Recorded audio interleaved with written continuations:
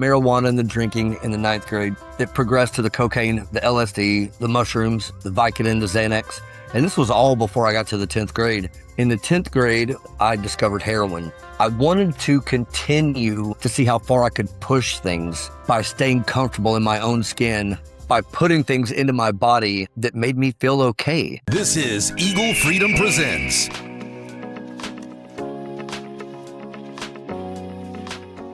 From incarceration to inspiration. Today, we're putting our core mission, rise, inspire, and overcome, into action. My guest is Bryan Blackmon, a man who knows exactly what it takes to survive rock bottom and rebuild a life with purpose, from battling severe addiction and sleeping in a tent to becoming a viral TikTok influencer who has inspired millions. He is the founder of the Crab Crew and the architect behind the Crab Framework, a powerful system designed to help people break out of toxic cycles and design the lives they truly want. Plus, get this, he's over 900 days sober. Bryan, it's an honor to have you here. Thank you for having me. I really appreciate it. Bryan, I really kind of want to just kind of jump into your story because you really had everything a child could want, pretty much growing up in Texas. So my question to you is, what led you away from all that? From a really young age, I just never felt comfortable in my own skin, man. And it was an emotional thing for me. I was just, I guess, to say in tune with just my emotions. They were so strong that I just never felt comfortable. I just always struggled with my feelings internally. And man, once I moved in with my aunt and uncle after my parents got a divorce, and I had my first drink at a party. I snuck a beer, from the kitchen during the party, and man, it just hit me. It calmed me down. It made me comfortable. It made me just calm in a way that I'd never felt before. And so that's pretty much the moment that I realized something was not right within me. I say not right, but something I just didn't understand. It wasn't until much later in my ninth grade, beginning of my ninth grade year, when the high school parties started happening, and I partook and started partaking in all of that. And man, I went head first into all of it, not just the alcohol. I mean, all of it. You didn't feel comfortable in your own skin. I mean, what do you have a reason behind it? What was it that was making you feel that way? I'm not sure. My mom is a really anxious, anxiety having person, and my dad seemed to struggle with, I guess looking back on it now, he just involved himself at work nonstop. So he just had this, like, just always doing something. And so it was like a mixture of this, me always feeling like I had to do something, maybe even to prove something to my dad. From a young age, he said something to me one day that was the seed that planted it all for me. This was right when MTV came out, and I grew up in a musically inclined family. Like everybody on my mother's side of the family are all musicians, or play the piano in the church I grew up in the organ. And my dad loved music, and I saw Quiet Riot Bang Your Head video. I must have been 6, maybe 7 at the most. And when I turned around and looked at my dad after that video, like, something just in me was just so excited when I heard that guitar sound. I was like, oh my God, that's what I want to do. I want a guitar right now. And I told my dad that, and he looked at me and said, it's a pipe dream. One in a million make it, and you're not that one. Mm. And man, that it took years just of me understanding where those words landed in my heart.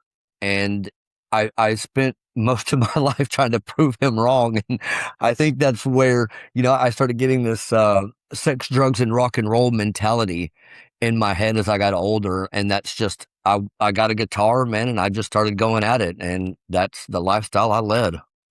Isn't it amazing how when something even that young, at 6, 7 years old, you're told something about you, and all of a sudden that's implanted in your brain. You remember that, and it plays such an important role. Like you said, you look back at it now, you're like, "Wow, that really did affect my life."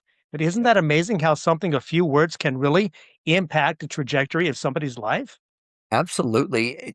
Then even being so young, there was this a strange sense of clarity that why am I being told this from my dad? I don't think this is something you say to your kid. Like I understood that. But like I said, it wasn't until maybe a year, a little bit longer into my sobriety when I started just kind of trenching around in my past and kind of crawling through every little thing that happened and the way I was brought up because I didn't come from the kind of family that you would look at me during that time and think, oh, he probably was brought up that way. And it was just the exact opposite of that, but they were extremely loving, very caring. Like I said, I grew up in the church. My grandparents are amazing. They were amazing then. They're still super healthy and they're um, a huge part of my life. My whole family is, but I didn't come from that. My family didn't struggle with it. And so it was just something that fascinated me once I really honed in on, oh my God, it was that moment that my dad told me I couldn't. Mm. That is what led me to just trying to prove him wrong most of my life because I guess I just craved my father's attention. You know? Mm. Mm. Isn't that it's strange how we do that? We crave that attention, so we go down a road that we think is gonna get that attention, right? Mm. So you start drinking, at a party at 13 years old, and as you mentioned, you kinda spiral from there. What did that look like in your life, spiraling? Man, my spiral went a long time and it was out of control. The marijuana and the drinking in the ninth grade, but then it progressed to the cocaine, the LSD, the mushrooms, the Vicodin, the Xanax. And this was all before I got to the 10th grade. In the 10th grade, going into my junior year is when I discovered heroin.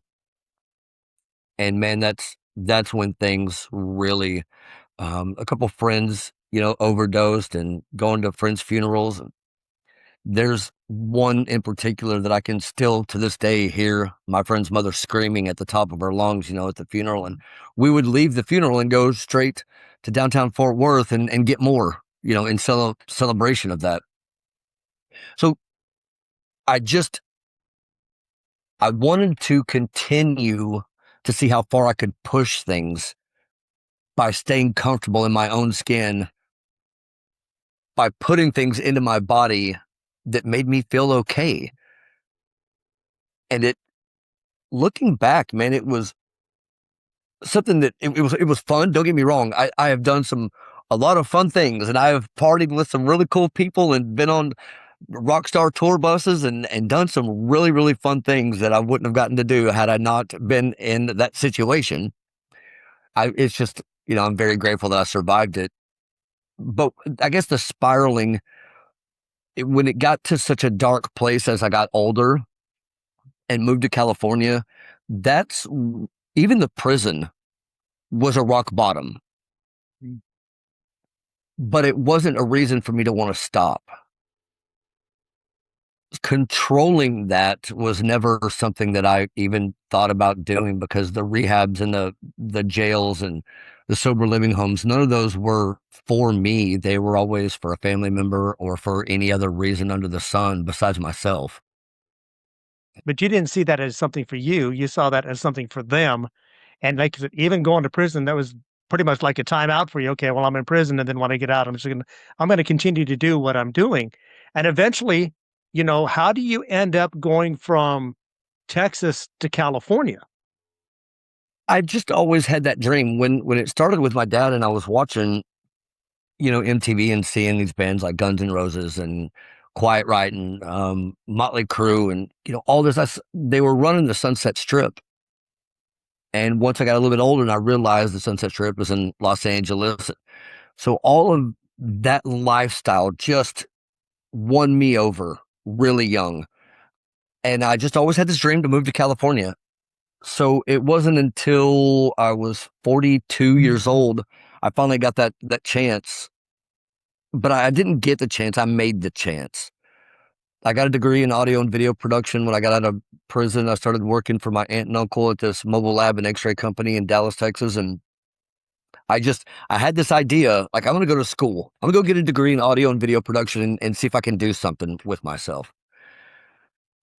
What happened after that was a toxic relationship with a girl that was struggling with her own heroin addiction and Vicodin, and then the meth came into play, and we both just spiraled out again. And I got this opportunity with an old friend that was living in LA for many years, and she came back to Texas and said, you know, I've got some friends in LA. If you want to make a trip out there, I can introduce you to them. And they run a studio in Malibu, and let's just see what happens. It's going to be hard to do something with your degree like you can do in LA versus Dallas. Well, this was like my opportunity. I was like, oh my God, yeah, let's do it. I flew out here and hung out for a weekend, and it just was everything that I could have ever imagined, and in a way better. So I went back home. My girlfriend ended up going to jail. And during that time, I took a spiral notebook and I wrote down every single thing that I had to do. There were debts that I owed. I had videos to complete for people. There was, money I needed to save up, just all these things. And it took the front and back of the spiral notebook that I had. And I just started working on it for a year. I started crossing everything off of that list that I could possibly get done. And next thing I know, I was packing up my little car about a year later. And the rest of it I put in storage and I drove out here. I got to commend you, Bryan, for, despite this spiral that you were on, you still had the wherewithal to get a degree, to sit down, to write things out that you needed to get accomplished. Not a lot of people will do that in your circumstances. They will just continue to go down that road. They won't take the time to stop to actually work on a little bit of something that's working on themselves. So I've got to commend you for doing that, and then taking that leap. Taking that leap of faith to go out to California to start pursuing your dreams. Tell us about that adventure once you got there. That's when I took things to a whole nother level. I was smoking methamphetamines in the bathroom during my classes at college at the Art Institute of Dallas. It was that bad. I've always understood something about life, whether that have been growing up in the church and understanding that I don't like religion, but there was a spirit within me and outside of me that I was very in tune with. And every time I listened to it, it guided me the right way.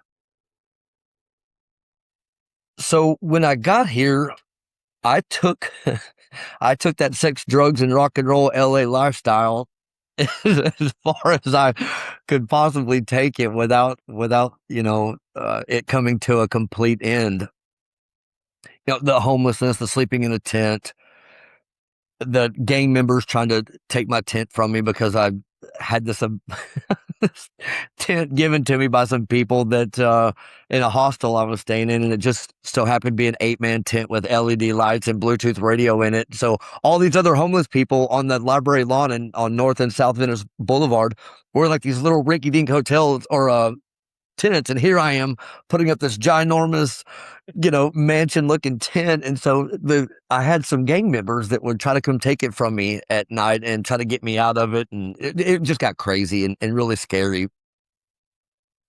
And in and out of hostels, in and out of, just people trying to help me that I would meet along the way, and they would give me a room for a little bit. And, it just never panned out. And it got really hard, man. I didn't know where to go. I didn't know what to do. And there was a big part of me that almost gave up and wanted to just come back to Texas because I knew at least if I did that, I could figure something out. I could go back to my aunt and uncle's company. I could settle.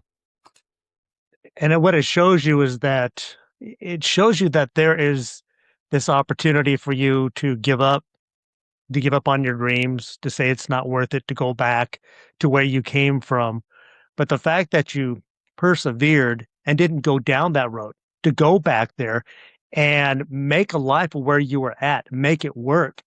And then you have this fortunate encounter with Elaine, who comes into to your life, who really, based on a lot of things, really kind of changed maybe the trajectory of where you were headed. Do you want to talk about how Elaine came to play in your life?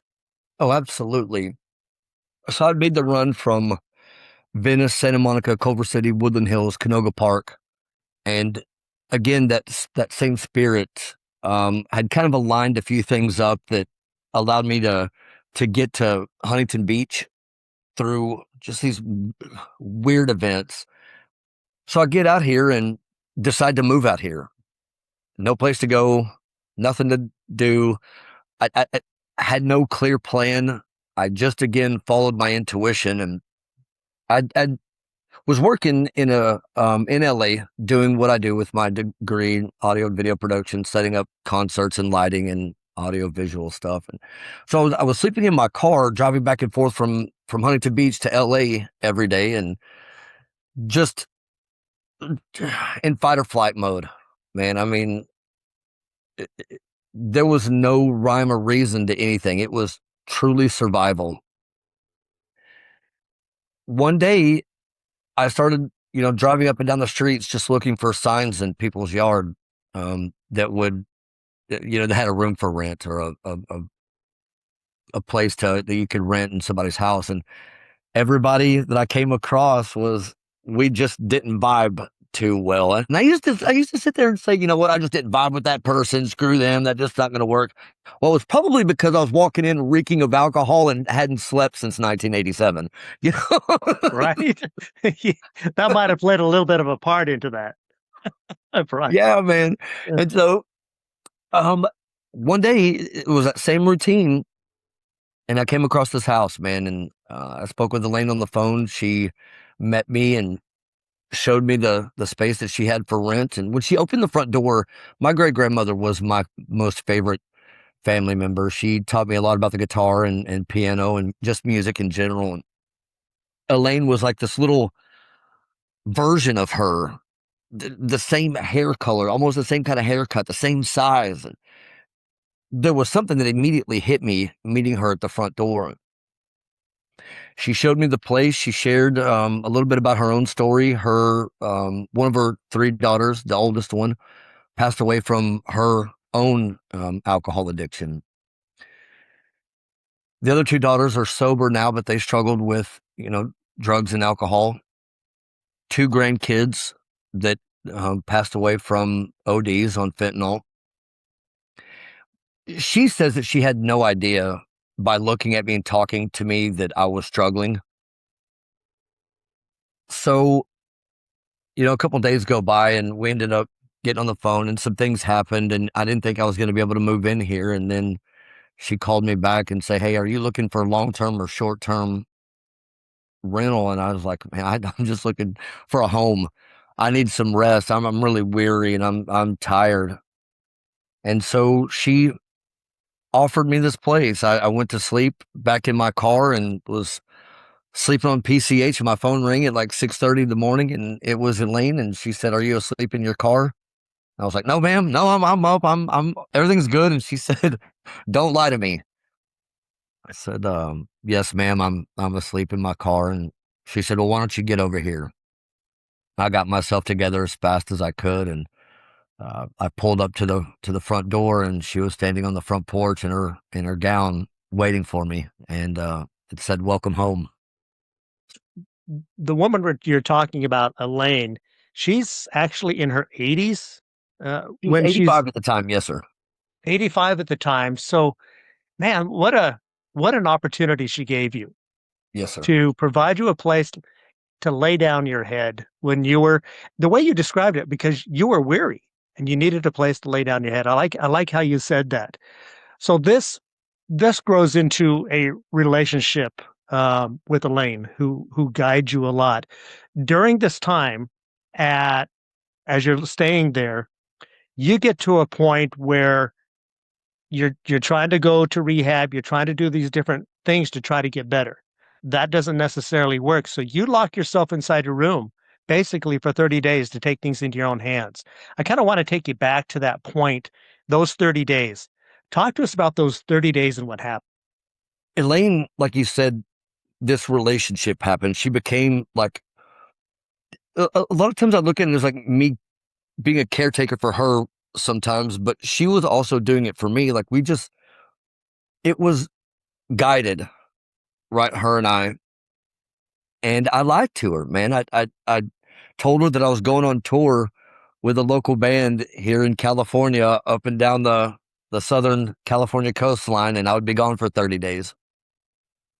That was right when I had this moment of clarity one morning, and that was when I was brushing my teeth, and I looked into the mirror, man, and all the voices and the chaos that we hear in our head and in our spirit just got really quiet. And I heard the four words, "You are worth it." Right. And at that moment, that's when I knew that, okay, let's let's take this as far as we can. We've taken it as far as we can one way. Let's see how far I can take a new life.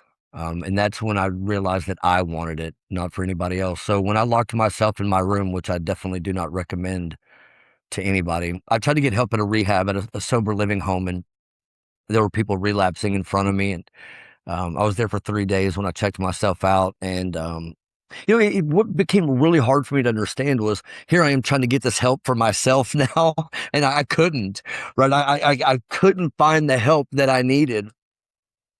And I started going to AA meetings, and that's when I told them I got a bed, and I went to the sober living home. And those 3 days, I checked myself after that, and then that's when I came home and locked myself in my bedroom. And I knew it was going to be difficult. I didn't know how difficult it was going to be this time, because the meth that I was smoking was being cut with fentanyl, and I didn't really understand how much I was doing of it. Like I never got addicted to fentanyl. I never even tried it, but I knew that methamphetamines was being cut with it a lot of times. And so the pills, the meth, the fentanyl, the alcohol, the withdrawals from that were unlike anything that I've ever experienced in my life, to the point where my my toes and my fingers were literally bruised. They were blue and purple because I was on the carpet clawing the ground so hard in tears, just begging God to take me. I couldn't do it anymore. But there was a point in this 30 days that you decided to uh, come clean with Elaine, what was going on. Tell us about that encounter. It was about halfway through that 30-day stretch. What led me to do that was before I got sober and made the decision to start doing something. I started feeling really guilty about being in this house and having this opportunity and this chance. Um, and so I was terrified of her, possibly kicking me out and now me being back on the streets.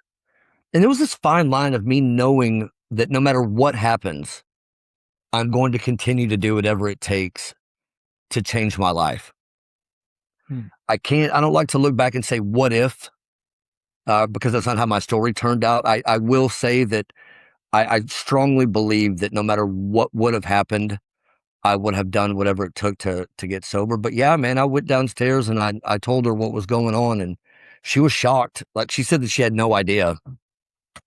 I think that's probably because I was a professional at it and I hid it very well. But her words back to me were, "I understand.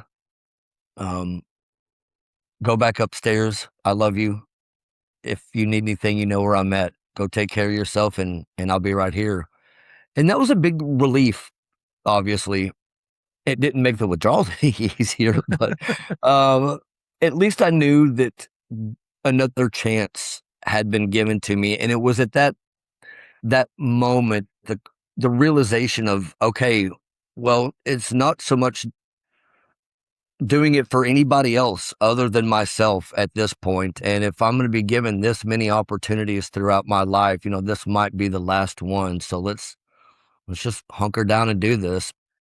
That, I'm a firm believer of, making one connection, how one connection can change your whole life.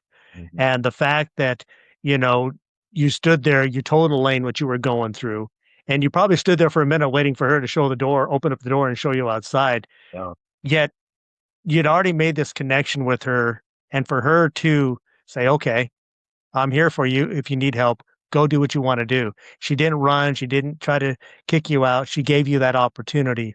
And I think that had to been a moment of relief to know that, she wasn't going to do that to you. absolutely. Absolutely. Like I said, it didn't make the withdrawals better, but it also gave me, it was like, how many chances am I going to get? So I started to wake up to the reality of I have something here to do. I don't know what the outcome is. And really, I didn't even care what the outcome was. I wasn't trying to do anything.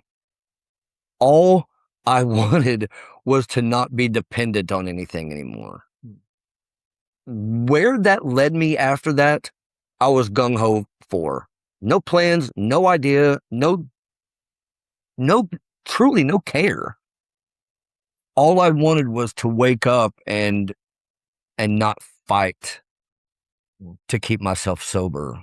Um, and doing that. That's when everything changed.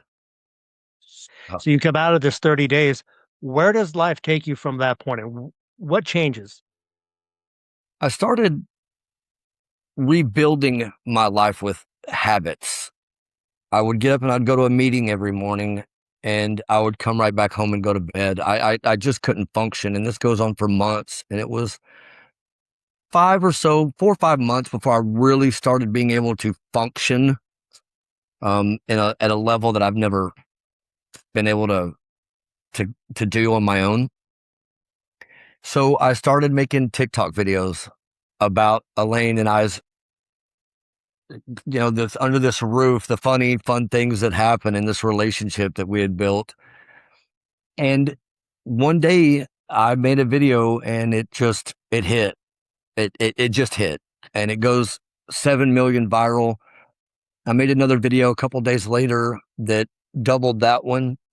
My entire TikTok account is blowing up. Newspapers reaching out to us. ABC7 is reaching out to us out of Los Angeles.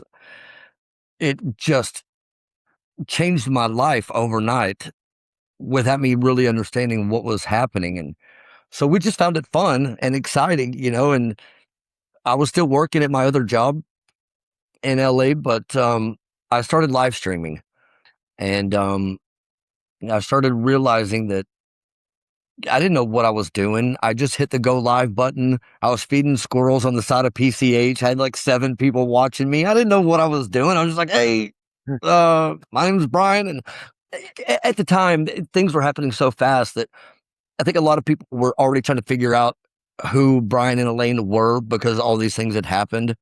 And once I started going live and I just kept doing it, I just the amount of followers and the people that kept showing up was just growing exponentially. And I started realizing this was a lot of fun, and it gave me a reason to do something outside myself, and it gave me a reason to not focus on, getting sober. It was helping me stay sober. You got to a point where you wanted to really start serving other people and helping them. And I guess where does the crab crew come to play in this? Because there's a specific reason behind the crab and your methodology and how you work it. So where does that all come into play? Well, when you're live streaming, you get gifts, right, that make your screen do fun things. And that's how people earn money by live streaming. People support what they're doing. Well, I had this morning show and this evening show, and I was doing it every day it turned into a full-time gig.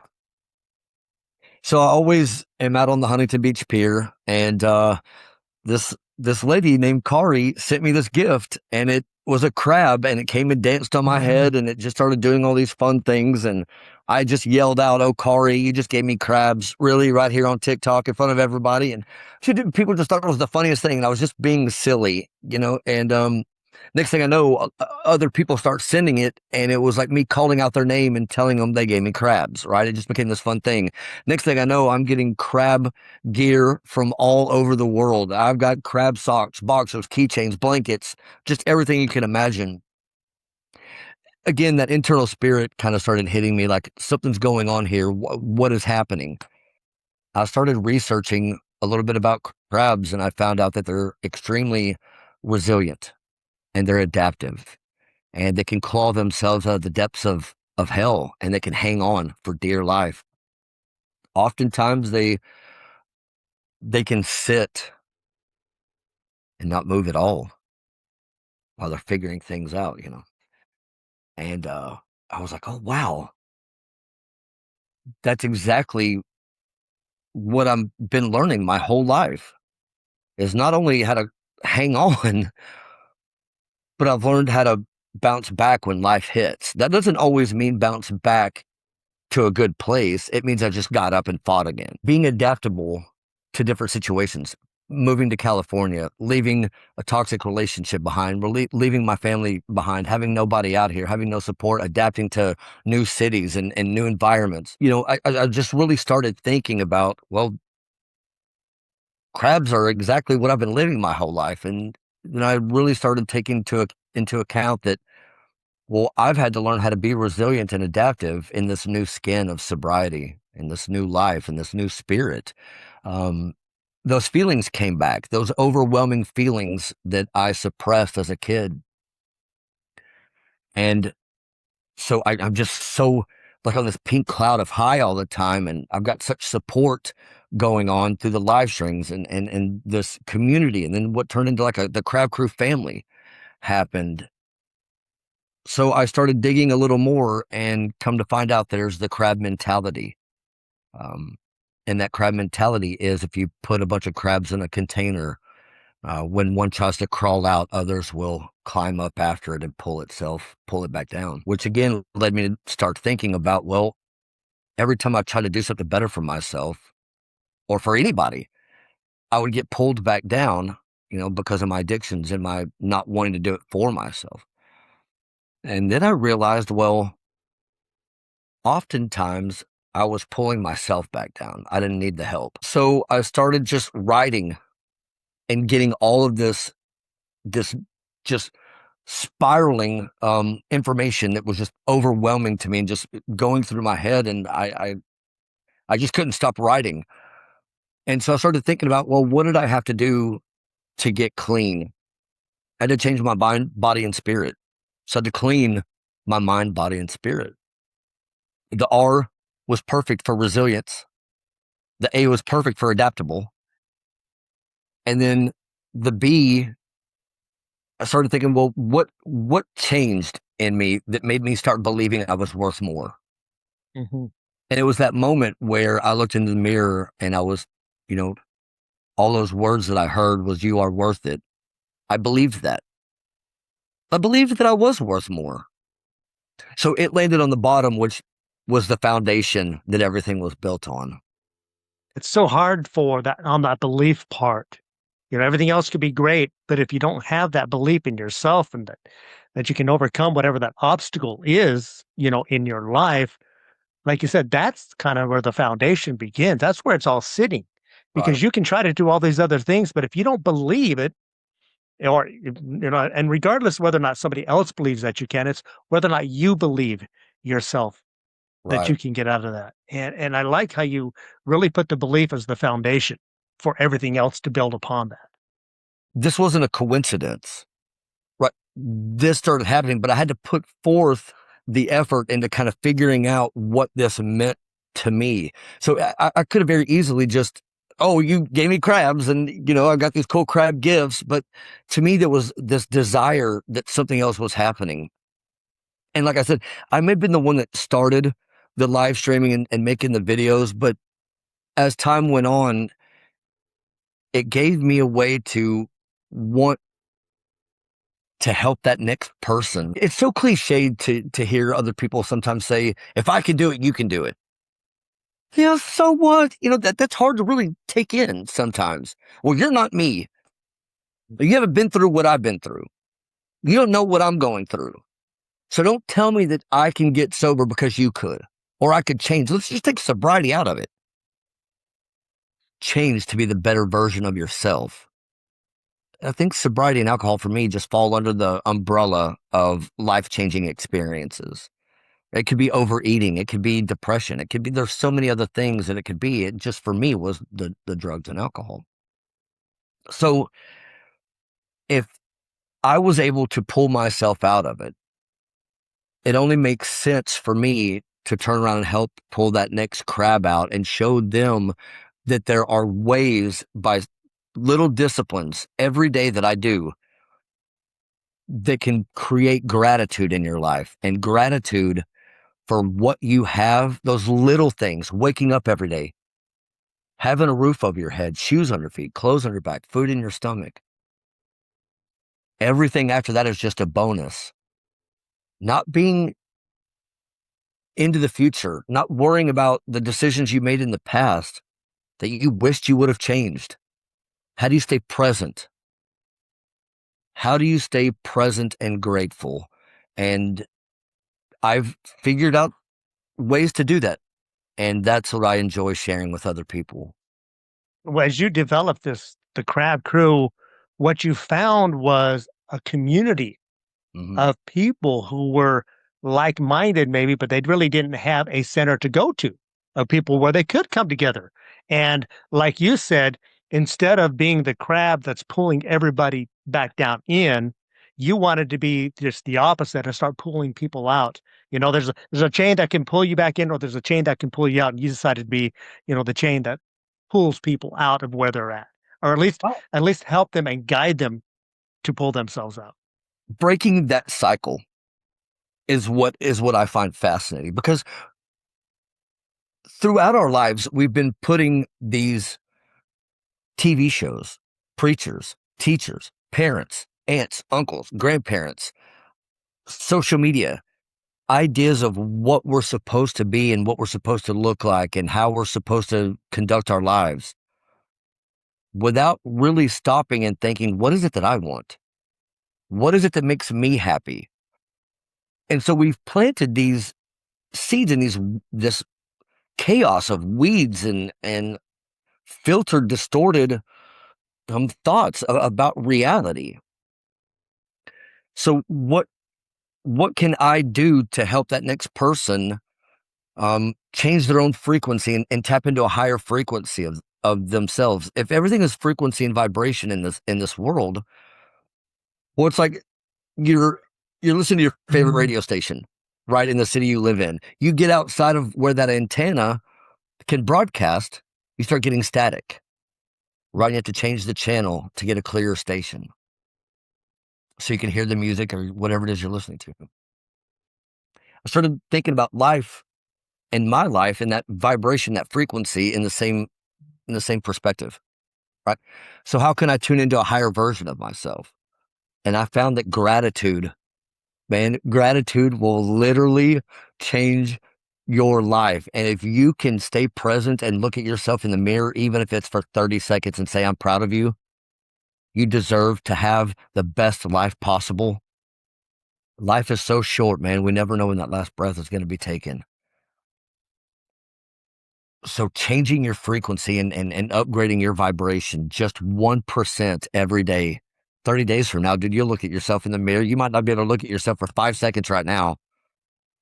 You start adding up a little 1% more grateful for the things that you have on a daily basis. It's like compound interest, man. You'll look at yourself and you'll be like, oh, I can do this.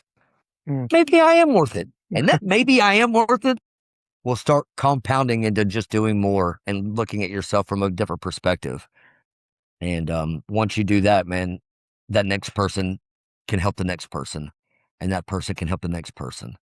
You've obviously been through a lot, but all of those steps, from going back to 13, having your first sip of beer, and then where it escalated from there and where you're at, all of those were very important steps. to make you where you are today? Because without those, you wouldn't be who you are today. Crab Crew wouldn't exist without you going through everything you had to go through.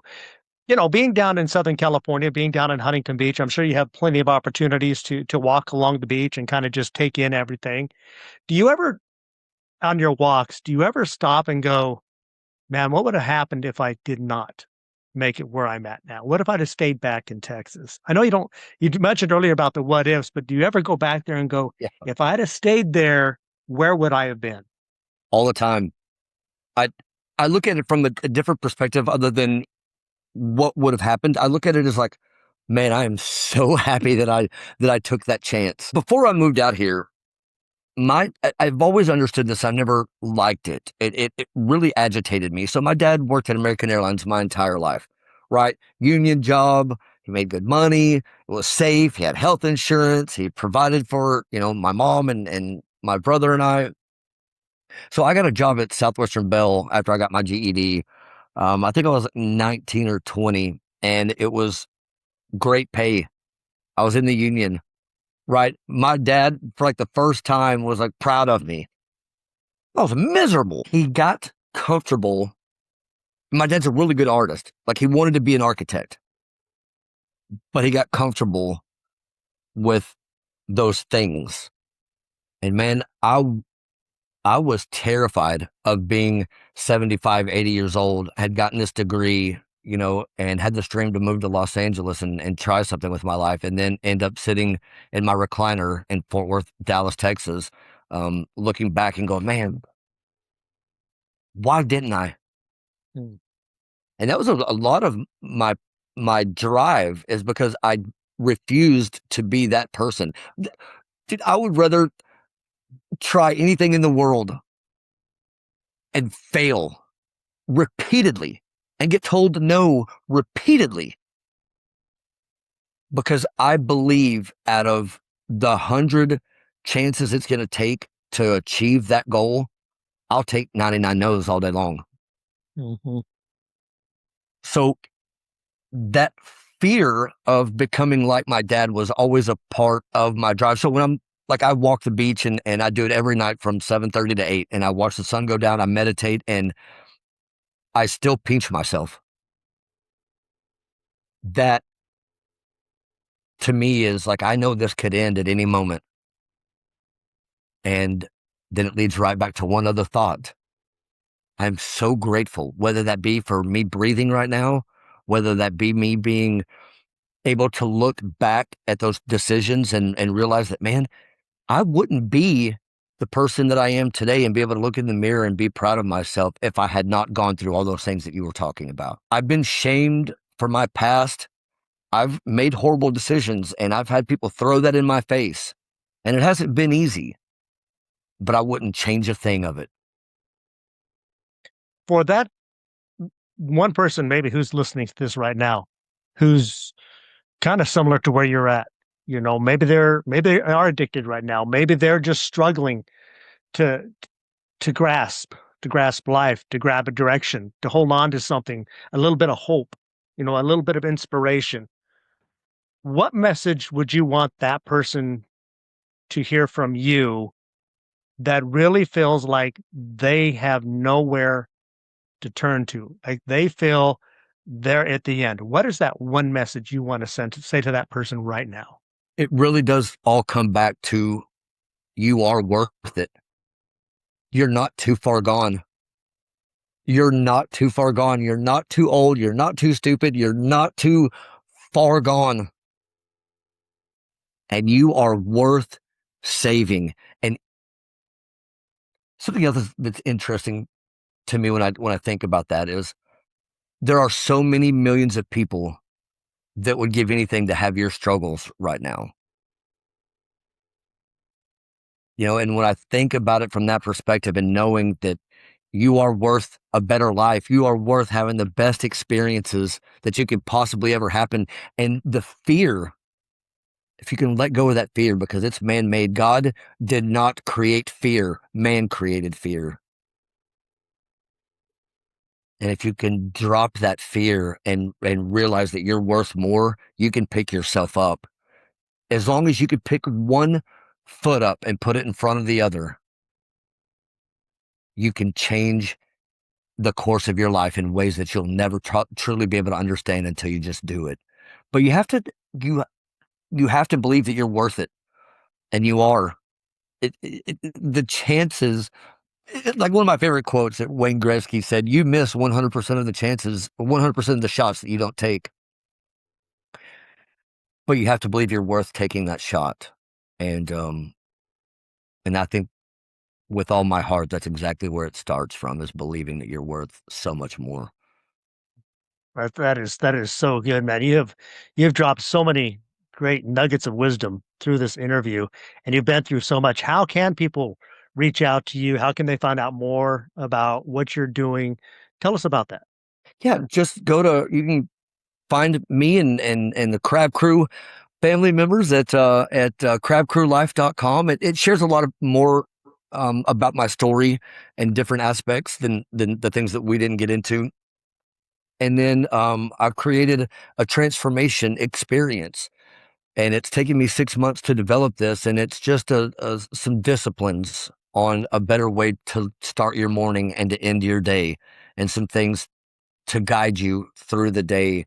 All my social media links are there. And then the Crab Crew Discord. If you want to come hang out and have a lot of fun on Crab Crew Discord, people will accept you, welcome you, and it's just something I'm really proud of. Put your email in so I can send you out notifications when things change and when they're updated. So yeah, crabcrewlife.com and crabcrewdiscord.com. Awesome, awesome. Well, I got to tell you, Brian, you've been through a lot. Your journey is truly inspiring. It really is to go from, as I mentioned, you know, to go from incarceration to inspiration. I mean, what a journey you've been on. So I do have one final question for you. As you know, the name of the podcast is Eagle Freedom Presents. So going through everything you have gone through in your life, my question to you, Brian, is what does freedom mean to you? Peaceful. Internally being peaceful. I wake up today and I'm free of the things that were holding me back. And I've let go of anything and removed myself from every person, place, or thing in my life that takes away my joy and my peace. So true peace internally is my freedom. It's my freedom to create. It's my freedom to believe in myself. It's my freedom to believe that anything in this world is possible and capable of doing it. That's true freedom to me. Awesome, awesome. Brian, I want to thank you for spending time with us. Again, your journey is amazing. Your story is amazing. You are an inspiration to probably more people than you even realize. But again, I just want to thank you for taking the time and sharing your story with our audience. Yeah, thanks for having me, man. I've really enjoyed it. Thank you. All right. Again, thank you, Brian. Look, we all know someone who is fighting a battle they don't talk about. And if Brian's journey inspired you today, be the person who reaches down into the bucket for someone else. Share this episode with one person who needs to hear that they are worth it. And if you are listening to this right now and you are the one person that's at the bottom of the bucket, feeling like there's no way out, please know you do not have to climb out alone. There is help 24/7. In the US, you can call the National Helpline for Substance Abuse at 800-662 4357. That's 800-662 4357. Now, you can also dial or text 988 to reach the Suicide and Crisis Lifeline. Reach out. It's the first step to your new story. Now, we are building a movement here. It is the real movement, and it is founded on the mantra of rise, inspire, and overcome. But we are only able to grow this movement with your support. So please be sure to like, subscribe, and comment on all of our podcasts. And if you want to take that support to the next level and get access to exclusive perks, come join our community on Patreon.